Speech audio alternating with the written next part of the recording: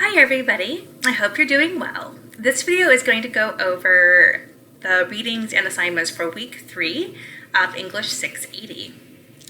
So when you log in and you open up the folder for week 3, you'll see once again a list of the readings and the homework for this week. And I'm just going to briefly walk through that. The first thing you'll see is the guidelines for the writing group, specifically the guidelines for the literacy narrative. One of the homework assignments that you have this week is to read and give feedback to your writing group members' literacy narrative drafts. So if you open this up, this document, you'll see a sort of a brief discussion about what my expectations for those guidelines are and a timeline for how that will work. And just to summarize, I'm expecting you to give at least one substantial paragraph of feedback to your peers. By that I mean at least 200 words for each group member. And I want that to focus on higher order concerns, things like organization and idea development, and not lower order concerns like grammar or spelling or things like that. Although you can mention those lower order concerns, but I want the emphasis to be on higher order concerns. And I will be emailing each group, your group members' sort of drafts of those literacy narratives once they're submitted to me. And then you will be emailing your comments directly to each group member, and then you will be copying me on that email. So what that means is that by the end of next week, you should have emailed each of your group members your comments on their draft, and you should have copied me on that email. And then aside from that, we have one reading for this week. And as with last week, I have put together a short introduction to that, which gives some background on the author, Paulo Freire, and some things to keep an eye out for when you're doing the readings. And then the reading itself, which you can find a link to here, is an excerpt from Paulo Freire's book, The Pedagogy of the Oppressed, which, as I explained in my introduction, is an incredibly influential book in actually sort of pedagogy in general, but also for composition and writing studies pedagogy. And it was published quite a long time ago, I think in the early 70s, if I remember correctly, but it continues to be significant. In fact, when I was at a conference, the National Conference for Composition Scholars last year, I heard at least 2 people mention it. And they're sort of as the beginnings of their presentations and looking back at that and reminding us of sort of the concepts and the ideas that are discussed in that. So it's old, but it's important. And also, as I say in my introduction to the reading, it's a little bit challenging. Freire definitely is assuming some knowledge of his readers that isn't necessarily familiar to us.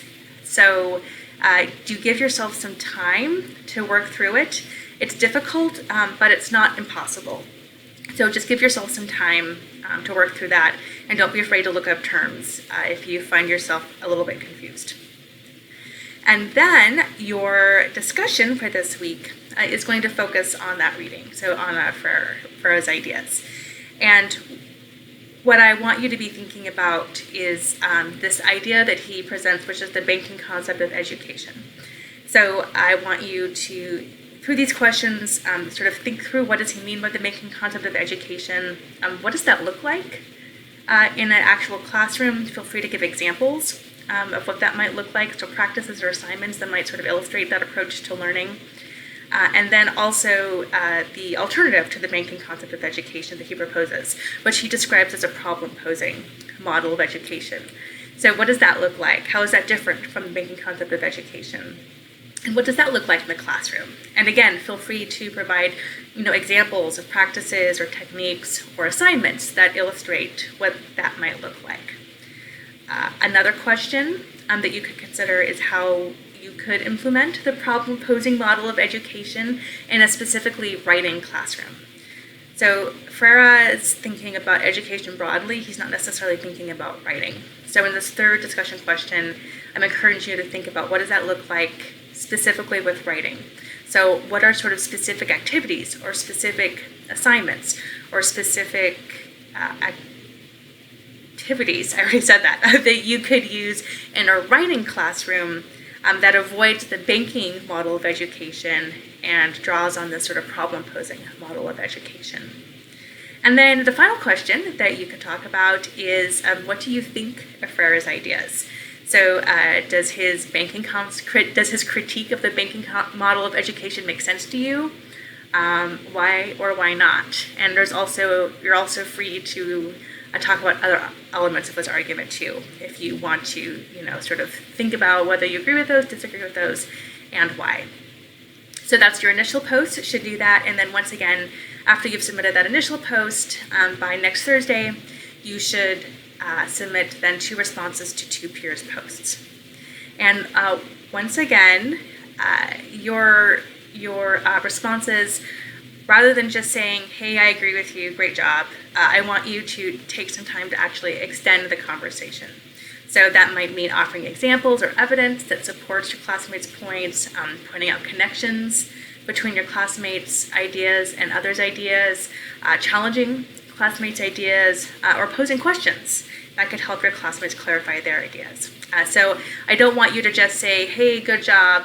I want you to actually dig into those ideas and think about ways to expand or challenge them in some kind of way. And then finally, once again, I have a reminder that after you have done your discussion, you also need to make sure that you get feedback to your writing group members on their literacy narratives. So if you need questions about this, let me know.